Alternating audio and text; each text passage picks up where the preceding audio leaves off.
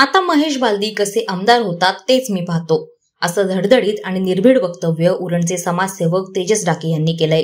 दिनांक 5 नोव्हेंबर रोजी घेतलेल्या पत्रकार परिषदेत त्यांनी विरोधकांचा खरपूस समाचार घेतला। तर उरणकरांची लाडकी बहीण श्रीकन्या डाकी या तब्बल 25,000 मतांनी 100% निवडून येतील असा विश्वास देखील त्यांनी यावेळी व्यक्त केला। तेजस डाकी यांनी विरोधी उमेदवार आमदार महेश बालदी, प्रीतम म्हात्रे आणि मनोहर शेठ भोईर यांच्यावर चांगलीच तोफ डागली आहे। सर्वत्र राजकारणाचा चिखल झालाय। कोणत्याही पक्षात जाण्याची इच्छा तरुणाईमधून दिसून येत नाही, त्यामुळेच अपक्ष लढत असल्याचं तेजस डाकी यांनी सांगितलं। ज्या पद्धतीने महाराष्ट्रामध्ये राजकारण घडत आहेत, हा इकडून जातोय तो तिकडून जातोय, काय इच्छाच राहिली नाही कुठल्या पक्षात जायची। त्याच्यामुळे काहीतरी बदल घडावं, चेंज करावं आणि उरणला विकासाच्या दिशेने घेऊन जावं, यासाठी एक अपक्ष म्हणून मी या निवडणुकीला सामोरे जात आहे। असे बरेच आमदार आहेत की ते महाराष्ट्रामध्ये अपक्ष सुद्धा निवडून येऊन त्यांनी आपल्या कामाची छाप निर्माण केलेली आहे। राजू शेट्टी असतील, आपले बच्चू कडू आहेत, अनेक असे आमदार आहेत की त्यांनी स्वतःच्या बलावर आपलं अस्तित्व निर्माण केलेलं आहे। जरी मी अपक्ष असलो तरी 100% माझ्या विकासाच्या कामातून आमचं नाव आम्ही महाराष्ट्रामध्ये पूर्णपणे गाजवून दाखवू। समाजकार्यातून राजकारणात जाण्याच्या प्रवासात जुने राजकीय सहकारी, भावाप्रमाणे असलेला मित्रपरिवार आपल्या बाजूने मजबूत उभा असल्याचं तेजस डाकी यांनी यावेळी स्पष्ट केलं। 2014 साली मी बीजेपी मध्ये असताना काम केलेलं आहे, पक्षाची बांधणी केलेली आहेत, अनेक बूथ अध्यक्ष असतील, संघटनेचे कार्यकर्ते असतील, पदाधिकारी आहेत, चांगली माझी मैत्री आहेत, भावाभावाचं नातं आहे। शिवसेनेमध्ये असताना शिवसैनिकांसोबत मी काम केलेलं आहे, अनेक मोठमोठे पदाधिकारी कार्यकर्ते हे माझे चांगले मित्र आहेत, भावासारखे आमचे नातेगोते आहेत। त्याच्यामुळं अनेक मित्रांशी माझी चर्चा झाली, अनेक त्यांच्या पक्षातील नेत्यांशी माझी चर्चा झालेली आहे आणि सर्व लोक एक भाऊ म्हणून किंवा त्यांची वहिनी म्हणून श्रीकन्या डाकीला मतदान करणार आहेत। शेकडो लोकांनी मला साथ दिली। मी जेव्हा माझ्या निवडणुकीचा फॉर्म भरायला गेलो, हजारो लोक माझ्या अपक्षाच्या सोबत फॉर्म भरायला आले।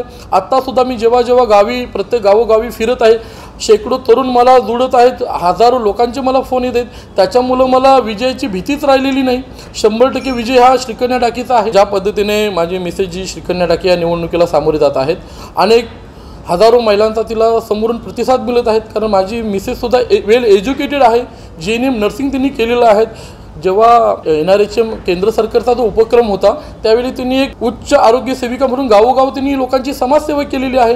त्याच्यामुळं महिलांच्या काही समस्या आहेत या दादा लोकांना काय करणार हो, त्याच्यामुळे महिलांच्या समस्या एक महिलाच समजू शकतोय, महिलाच जाणू शकतोय, या गोष्टीचा विचार करून मी माझा उमेदवारी अर्ज मागे घेतला आणि माझ्या पत्नीलाही निवडणुकीत उभी केलेली आहे। यावेळी त्यांनी श्रीकन्याताई डाकी यांनी प्रचारात आघाडी घेतल्याचं अधोरेखित केलं। अनेक महिलांना घरोघरी जाऊन श्रीकन्याताई भेटत असून महिला भगिनी त्यांना उत्स्फूर्त प्रतिसाद देत आहेत। एक महिला म्हणून तिचं आता प्रचार सुरू आहे, गावोगाव महिलांना भेटणं, त्यांना ती कशा प्रकारे उरणचा विकास करणार आहे हे समजावणं, कारण अपक्ष असल्यामुळे लोकांना निशाणी माहिती नव्हती, ती निशाणी समजवून देणं, ह्या गोष्टीसाठी ती गावोगाव घरोघरी प्रचाराला सुरुवातीने केलेला आहे। त्याच्यामुळं ती माझ्यासोबत काही ठिकाणी दिसत नाही। उरणच्या अनेक प्रलंबित प्रश्नांवर तेजस डाकी यांनी प्रकाश टाकला। JNPTचा CSR फंड तालुक्यात वापरला जात नसून त्याचा उपयोग बाहेर केला जातोय असा आरोप त्यांनी यावेळी केलाय। JNPTचा जो CSR फंड आहे तो बाहेर राज्यात जातोय। आपल्या पहिला उरण जो कुपोषित आहे विकासापासून पहिला आपल्या उरणचा विकास करा हो, त्याच्यानंतर तुम्हाला कुठल्या राज्यामध्ये निधी वळवायचा तो वळवा, आणि याच गोष्टीतला विरोध म्हणून मी निवडणुकीला सामोरी जात आहे। केंद्र सरकारने केलेली कामं सत्ताधारी आमदार आपल्या नावावर खपवतायत, मात्र हे सर्व केंद्राचे प्रोजेक्ट आहेत असे तेजस डाकी यांनी सांगितलं। त्यामुळेच ही धनशक्ती विरुद्ध जनशक्ती अशी लढत असल्याचंही त्यांनी स्पष्ट केलं। केंद्र सरकारची कामं आहेत, ती जर सांगत असेल की अटल सेतू मीच केला, तर साहेब हा काय यायला बोलणार आपण, याला उत्तर काय देणार या प्रश्नाला? अटल सेतू हा केंद्र सरकारचा उपक्रम आहे, तो जर सांगत असेल आजी आमदार की मी केलंय, तर या प्रश्नाला साहेब काय उत्तर द्यायचं? आणि उरण ही सोन्याची नगरी आहे, त्याच्यामुळं यांनी काही नाही जरी केलं तरी उरणचा डेव्हलपमेंट होणारच आहे। जर मुंबईचा डेव्हलपमेंट होणं गरजेचं आहे तर त्याचप्रमाणे उरणचा डेव्हलपमेंट यांना करायलाच लागेल सिडकोला। त्याच्यामुळं कोणतरी बढाया मारील की मी हे केलं ते केलं, तर आता या गोष्टी लोकांना समजून चुकलेल्या आहेत। विरोधक सर्व नेते फेकमफाक करण्यात मातब्बर आहेत अशी टीका त्यांनी यावेळी केली। नवी मुंबईचा सीवूड्स मॉल जर उरणला असता तर तो देखील आपणच बांधला असेही उरणच्या आमदारांनी रेटून सांगितलं असतं, अशी ही टीका त्यांनी यावेळी केली. हे फक्त काय फेकम फेक मध्ये एक नंबर ही लोक आहेत. जर उरणमध्ये साहेब 10,000 कोटी जर आणले तर प्रत्येक गावाला साहेब कमीत कमी 25 ते 30 कोटी निधी जाऊ शकतोय. काहीतरी बोलायचं आणि स्वतःला हे करून घ्यायचं, स्वतःची शोभा करून घ्यायची. त्याच्यामुळे काय झालं माहिती आहे का, अटल सेतू सुद्धा आहे ना, त्या आजी आमदारांनी आणले. JNPT आहे, आजी आमदारांनी आणले. कदाचित आता हे जर सीवूडचं मॉल आहे बघा, ते जर आमच्या उरणमध्ये असतं ना तर तेही सुद्धा सांगितलं असतं मीच आणलं. त्याच्यामुळं खोटं बोला पण रेटून बोला, आणि या तुमच्या थापांना उरणची जनता आता बोलणार नाहीये. आमदार महेश बालदी यांनी आगरी, कोळी, कराडी समाजाची अवहेलनाच केलीये, असा गंभीर आरोप त्यांनी यावेळी केला. दिवा पाटलांचं नाव एअरपोर्टला देण्यात राजकारण सुरू आहे. आता महेश बालदी कसे आमदार होत आहेत ते आपण पाहणार असल्याचं तेजस डाके यांनी यावेळी म्हटलंय. या माणसांनी सुरुवातीपासून शेवटपर्यंत आपल्या समाजाची टीकाच केलेली आहे, परंतु आपल्या काही समाजातील जे तरुण पोरं असतील किंवा नेते मंडळी असतील, थोड्याशा आमिषापोटी या माणसाला सपोर्ट करतात. परंतु या व्यक्तींनी सुरुवातीपासून आमच्या समाजाची अवहेलनाच केलेली आहेत. आत्तासुद्धा आपला अखिल भारतीय आगरी परिषद आहे, त्यांच्यामार्फत त्यांना लेटरसुद्धा निघालेलं आहे की तुम्ही जाहीर माफी मागावी. याचा अर्थ काय, तर माझी आजी आमदाराला सुद्धा सांगणं आहे, ज्या अर्थी तुम्हाला ते लेटर आलेलं आहे याचा अर्थ तुमच्या लोकनेत्यांनी तुमच्या डोक्यावरून हात काढलेला आहे. मी सुरुवातीपासूनच सांगतोय, हा माणूस फक्त आपल्या समाजाचा, आपल्या आगरी कोळी समाज जो आहे हा भोला बाबडा समाज आहे, मनाने दिलदार आहे. तुम्हालाही त्याचा अनुभव आहे. याच व्यक्तीने या समाजाच्या लोकांचा फायदा घेतलेला आहे. फक्त दिबा पाटील साहेबांचं नाव हे फक्त राजकारण करण्यासाठीच करतात. अनेक तरुण पोरं यामध्ये दिबा पाटील साहेबांचं जेव्हा नाव टाकायचं होतं, अनेक मुलांनी संघटना काढलं, हे काढलं ते काढलं, आणि आपल्या समाजाचे हिरो म्हणून ते चेहरे उदयास आणले. आता ते चेहरे आपल्या समाजाची लोक त्याच आमदाराच्या गळ्यातले ताईत बनलेत, त्याची गळ्यातले पट्टी घालून फिरत आहेत. त्याच्यामुळं दिबा पाटील साहेबांनी आम्हाला ज्या पद्धतीने शिकवण दिली, आम्ही नक्कीच दिबा पाटील साहेबांच्या शिक्षणाच्या मार्गावरच चाललेलो आहोत. परंतु ज्या पद्धतीने राजकारण केलं जातोय, आता हे राजकारण असं होणार नाही. जे कोण आजी आमदार स्वतःला जर हिरो समजत असतील तर त्यांनाही सांगू शकतोय, 2019मध्ये तेजस डाके हा उमेदवार नव्हता, हा मैदानाच्या बाहेर होता, सोशल वर्कर म्हणून काम करत होतो. पण आता या आजी आमदाराला सुद्धा माझं चॅलेंज आहे, तू कसा आमदार होतोस ते यावेळी मी तेजस डाके बघणार आहे. उरणच्या जनतेला अटल सेतू सारख्या मोठ्या योजना नकोत, त्यांना मूलभूत सुविधा हव्यात, अशा नागरिकांच्या समस्या तेजस डाके यांनी यावेळी मांडल्या. यात समस्या सोडवण्यासाठी आपल्या पत्नी श्रीकन्या डाके निवडणूक लढवत असल्याचं त्यांनी सांगितलं. ज्या पद्धतीने आता मी प्रत्येक गावोगावी आपला प्रचार सुरू केलेला आहे, एक अभ्यास दौरा केला होता, तर लोकांना मोठे एअरपोर्ट असतील, अटल सेतू नको आहेत, त्यांना मूलभूत गरजा हव्या आहेत. तर त्यांना काय मूलभूत गरजा आहेत, तर आपल्या जर आदिवासी वाडीवर एखादा जर समाज मंदिर असेल तर तिथे आपण आपल्या मुलींची किंवा तिथले काही आपले कार्यक्रम असतील तिथे करू शकतो. आपल्याला प्रत्येक घरोघरी वीज असावी, शेगडी चूल असावी, घरात पाणी प्यायला मिळावं, आपल्या गावात चांगले रस्ते असावे जेणेकरून तिथून आपण येण्या जाण्याचा प्रवास करू शकतो. आपल्या गावात चांगले शौचालय असावे. या छोट्या मोठ्या गरजा आहेत लोकांच्या, त्यांना एअरपोर्ट वगैरे अटल सेतू नको आहेत. पहिल्या आम्हाला मूलभूत गरजा द्या. आज क्रिकेट आपल्या उरण तालुक्यात मोठ्या प्रमाणात खेळला जातोय, त्या मुलांना एखादा स्टेडियम मिळावा, ह्याच लोकांच्या अपेक्षा आहेत. हो, आम्हाला 5,000 10,000 कोटी नको आहेत, आम्हाला लाखामध्ये काम करा, पण ते करा. साधी महिलांसाठी शौचालयासारख्या गोष्टी तुम्हाला करता येत नाहीत आणि तुम्ही बढाया मारता 5,000 कोटी आणले, 10,000 कोटी आणले. आमची आत्ता उरणची जनता वेडी राहिलेली नाहीत. एक वेळ चुकून तुम्ही झालात, आता पुन्हा तुम्हाला आम्ही करू देणार नाही. अगोदरच्या जर माजी आमदारांनी जर व्यवस्थित कामं केलं असती तर हा आजी झाला नसता. अगोदरच्या आमदारांच्या नाकर्तेपणामुळं हा आजी आमदार झालेला आहे. आणि त्यांनीसुद्धा या 5 वर्षात काय केलं हे लोक बघतात. फक्त काय बोलायचं, खोटं बोलायचं आणि रेटून बोलायचं, हा त्यांचं काम आहे. तुम्ही जे बोलता हा हॉस्पिटलसारखी गोष्ट 100% एखादी जर आपल्या उरण तालुक्यात क्रिटिकल घटना घडली, इमर्जन्सी काही कोणाचा ॲक्सिडेंट झालं तर आपल्या उरण तालुक्यातील माणसाला वाशी किंवा मुंबईसारख्या ठिकाणी जावं लागतं. ही तर शोकांतिका आहे. आणि याच गोष्टीसाठी आम्ही चीड निर्माण होऊन या विधानसभेमध्ये निवडणुकीला उतरलेलो आहोत की उरणमध्ये रुग्णालय नाही, उरणमध्ये एखादा आपल्याला मॉल्स नाही किंवा प्रौढ माणसांसाठी एखादा नाट्यगृह नाहीत. ह्या गोष्टी नसल्यामुळे तर आम्ही निवडणुकीला सामोरे जात आहोत की लोकांनी आम्हाला संधी द्यावी आणि जे काय उरणच्या तालुक्यामध्ये ज्या काही विकास कामं खुंटली आहेत ते आम्हाला करता येतील या दृष्टीने मी या निवडणुकीला सामोरे जात आहोत. काही जण मोठमोठ्या गोष्टी करतात. उरणमध्ये 5,000 कोटी आणले, 10,000 कोटी आणले, पण उरणच्या जनतेला 10,000 कोटी नको आहेत. उरणच्या जनतेला मूलभूत गरजा ज्या असतात माणसाच्या त्याच हव्या आहेत. काय गरजा असतात? वीज, पाणी, शाळा, शिक्षण, आरोग्य, शौचालयासारख्या गोष्टी आज सांगायला खंत वाटतोय. जे लोक उरणच्या आमदारांना दमदार म्हणतात तर अशा उरणमध्ये तुम्ही सर्व पत्रकारांनी शोध घ्यावा की उरणमध्ये महिलांसाठी शौचालय नाहीत. आमच्याकडं आम्ही काय करू त्यापेक्षा आम्ही काय करणार आहोत याची आम्हाला जाणीव आहे. लोकांना काय मूलभूत ज्या गरजा हव्या आहेत त्याच आम्ही देण्याचा त्यांना प्रयत्न करणार आहोत. मुलींसाठी चांगले कॉलेजेस असतील जिथे ती चांगले शिक्षण घेऊ शकतात. चांगल्या कंपन्यामध्ये त्यांना जॉबची निर्मिती करून देऊ. मुलांसाठी चांगलं क्रीडांगण असेल ते करून देता येईल. उरणमध्ये चांगले रस्ते नाहीत. आज अनेक बेकायदेशीर गोडाऊन्स आहेत. ते जे काय बेकायदेशीर गोडाऊन्स आहेत ते रद्द करून ते बंद करू जेणेकरून एखादा बाईकस्वार जो असतोय त्याचा प्राण असा जाणार नाही. आज ॲक्सिडेंटमध्ये हजारो लोक आमची उरणची मरत आहेत.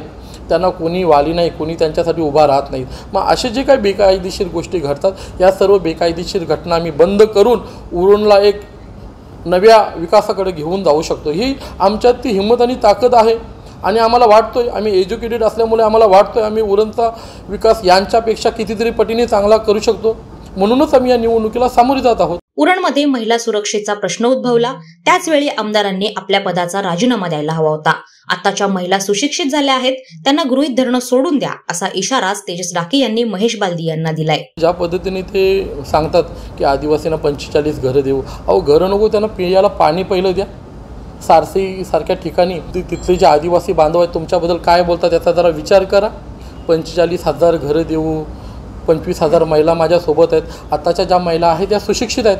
तुम्ही 1,500 देऊन हे कराल की 25,000 आम्हाला मतं मिळतील, हे शक्य नाहीत. आत्ताच्या महिलांनी स्वतः कठोर मेहनत परिश्रम घेऊन आपलं शिक्षण पूर्ण केलेलं आहे. त्याच्यामुळं आताची महिलासुद्धा सुशिक्षित आहे. तुमच्या या 1,500 रुपयासारख्या गोष्टीला भुलणारी नाही आहे. त्याच्यामुळं महिलांना किंवा आदिवासी बांधवांना गृहीत धरणं सोडा. आता पुलाखालून पाणी खूप वाहून गेलेलं आहे. ज्यावेळी यशस्वी ताईवर ज्या पद्धतीने हल्ले झाले त्यावेळी आमदारांनी स्वतःनी आपल्या आमदारकीचा राजीनामा देणं गरजेचं होतं आणि लोकांमध्ये सामील होणं गरजेचं होतं. परंतु या आमदाराला खरोखर जनतेसाठी वेळ आहे का? तर बिलकुल वेळ नाही. हा आमदार त्याच्या कामामध्ये त्याच्या बिझनेसमध्ये बिझी असतो आणि आपल्या समाजाला बिझी असणारा आमदार नको आहे. त्याच्यावेळी चुकून गेल्यावेळी तो आमदार झाला होता. यावेळी मी चॅलेंज देऊन सांगतोय, कुठल्याही परिस्थितीत आपला आगरी, कोली, कराडी समाज, मराठी बांधव असेल, कुणबी समाज असेल, या व्यक्तीला पुन्हा आमदार निवडून म्हणून देणार नाहीत. शेकाप नेते एअरपोर्टमध्ये नोकरीचं आमिष देतात, मात्र त्यांच्याच कंपनीत कामगार खुश आहेत का हे त्यांनी पहिलं पाहावं. त्यांनी आधी त्यांचं डिपॉझिट वाचवावं असा टोला तेजस डाके यांनी विरोधी उमेदवाराला लगावलाय. स्वतःच्या कंपनीमध्ये जेव्हा लोक कामावर जातात तर 7ला जायचं आणि 8 वाजता घरी यायचं. त्या कामगारांना कसं त्याच्या स्वतःच्या कंपनीतल्या कामगारांना प्रश्न विचारा, तुम्ही त्याच्या कंपनीत खुश आहात की नाहीत ते. मी मध्ये पण ऐकलं, मी 400 कामगारांना 40 कामगार हे लोक कामाला लावत नाहीत आणि 400-400च्या गोष्टी करतात. उगाच काहीतरी बोलायचं. आणि हा आमच्या स्पर्धेतला स्पर्धक नाही आहे. बंडखोराला उरणची जनता कधीच मतदान करणार नाहीत. माझी तर विनंती आहे की त्यांनी त्यांचं डिपॉझिट वाचवावं. उरण तालुक्यातील हजारो कामगारांना, म्हणजे जर नावच जर घ्यायची झाली तर दुर्गागिरीसारखी कंपनी असेल, पंजाब कॉन्वेअर असेल, ऑल कार्गोसारखी असेल, ज्या कामगारांनी त्यांचं आयुष्य 20-20, 25-25 वर्ष ज्या कंपनीला मोठं करण्यासाठी घालवलं, आज त्या कामगारांना हे कंपनीचे मालक 50,000 लाख रुपये एक तुटपुंजी रक्कम देऊन कंपनीतून हाकलून लावत आहेत. अशा कामगारांसाठी कुठलाही कामगार नेता उभं राहायला तयार नाहीत. त्यांच्यासाठी मोर्चे आंदोलन करायला तयार नाहीत. आज ज्या पद्धतीने सतीश आणि सुप्रियाने उरणच्या जनतेची लूट केली, आज अनेक संसार उद्ध्वस्त झालेले आहेत.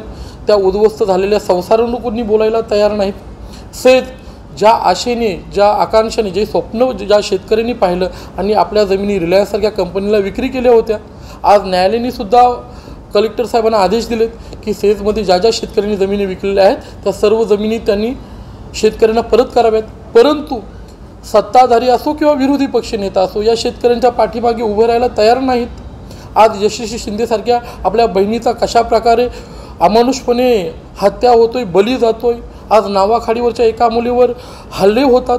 कुणाचा धाक राहिलेला नाही. मुलींच्या आपल्या आई बहिणींच्या मनामध्ये भीती निर्माण झालेली आहे. ही भीती दूर करण्यासाठी उरणला विकासाच्या दिशेने खऱ्या अर्थाने नेण्यासाठी आम्ही या निवडणुकीला सामोरे जात आहोत. उरणचे नेते मॅनेज झालेत, त्यांचे अंतर्गत व्यावसायिक संबंध आहेत, त्यामुळे कोणीही अन्यायाविरुद्ध बोलायला तयार नाही असं तेजस डाके म्हणालेत. अनेक नेत्यांचे मला फोन वगैरे येऊन गेले, परंतु मी सुरुवातीपासून सांगतोय, एखाद्या व्यक्तीला आपल्या जीवाचीच पर्वा नसतोय त्यावेळी तो रोखठोक बोलतोय. आज तुम्ही अनेक नेते बघतात, एकमेकाला मॅनेज झालेले आहेत, एकमेकांसोबत त्यांचे व्यावसायिक धंदे आहेत, एकमेकांसोबत त्यांची बांधिलकी आहे. त्याच्यामुळं कुणीही अन्यायाविरुद्ध बोलायला तयार नाहीत, कारण यांना स्वतःच्या जीवाची पर्वा आहे. परंतु आमच्यासारख्या तरुणाला स्वतःची जीवाची पर्वा नाहीत. आम्ही बिनधास्तपणे लढायला तयार असतो. त्याच्यामुळं मी या धमक्यांना भीतीला घाबरत नाहीत. कुणी काही करो, मी त्या गोष्टीला घाबरत नाही. मी अनेक सभामध्ये चॅलेंज दिलं होतं, माझ्यावर काय केसेस करायच्या, ईडी लावायची, सीडी लावायची, ती लावून टाका. परंतु जोपर्यंत मी जिवंत आहे तोपर्यंत मी माझ्या समाजाच्या अस्तित्वासाठी लढणार आहे, झटणार आहे. ज्या पद्धतीने बघा, शेवटच्या दिवसापर्यंत या लोकांना माहिती नव्हतं, महाविकास आघाडीच्या नेत्यांना तिकीट कोणाला मिळणार आहे. त्यामध्ये यांच्यामध्ये खो खोची स्पर्धा निर्माण झाली होती.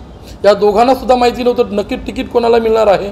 त्याच्यामुळे 100% उरणची जी जनता आहे सुशिक्षित झालेली आहे, त्यांनी चांगलं शिक्षण घेतलेलं आहे आणि ते शिक्षण त्यांनी कठोर परिश्रम मेहनत घेऊन घेतलेलं आहे.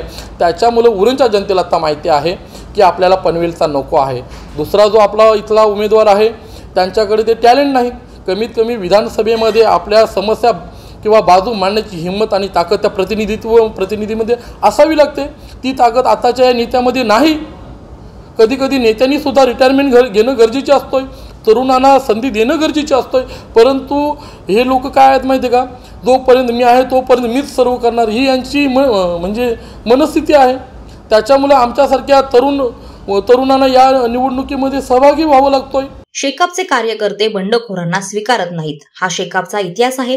त्यामुळे माझी तिन्ही विरोधकांसोबत कोणतीही स्पर्धा नाही असं तेजस डाके यांनी स्पष्ट केलंय. माझ्या पत्नीने आणि मी जे काही 10-12 वर्ष जी लोकांची समाजसेवा केलेली आहे, जर समाजाच्या लोकांनी त्याची जर जाणीव ठेवली तर मी आता या ठिकाणी सांगतोय, माझी मिसेस श्रीकन्या डाके ही 25,000 मतांनी निवडून येईल जर लोकांनी जाणीव ठेवली तर. परंतु ज्या पद्धतीने उरणचे जे विरोधी पक्ष नेते आहेत त्यांना काय आघाडीचं तिकीट मिळालेलं नाही, त्यांनी बंडखोरी केलेली आहे.